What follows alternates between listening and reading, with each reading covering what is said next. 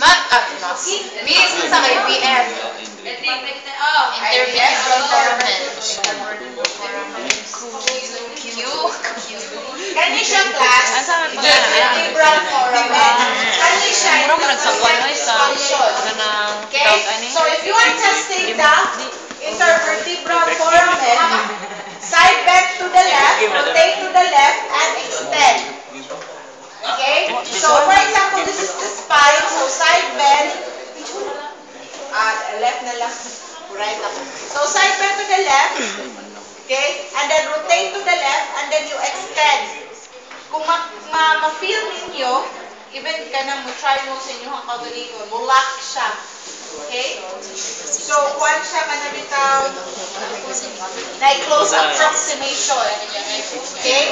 And then, if you are testing the process dysfunction, side bend to the left, side bend to the left, rotate to the right. Okay? And Beam na ka, beam.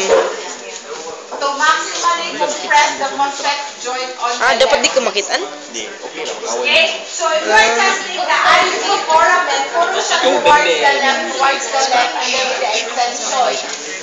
Okay? Now, if facet joint, actually left and right, and then last the extension. And when you do extension, what? Mo approximate or mo close contact with the spine. Okay?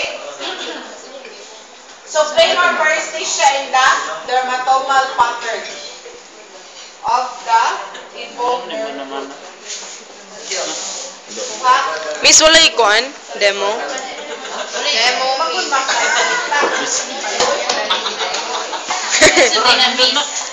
Now, if IVF, okay, side bend, rotate to the, and then you extend. This is for the IVF.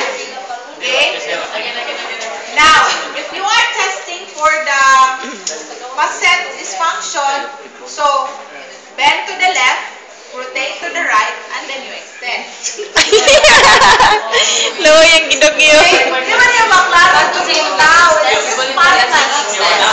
Sina, gunin yung modi siya ang mga bukong spine. And then side bend to the left. Yeah, rotate. Extend. Yes. Yes, Miss. Now, doing the Facet. side bend left, Rotate to the right. and then extend. Di ba si facet more close contact sa bone to bone compared to the IV lang? Ah. Ang turning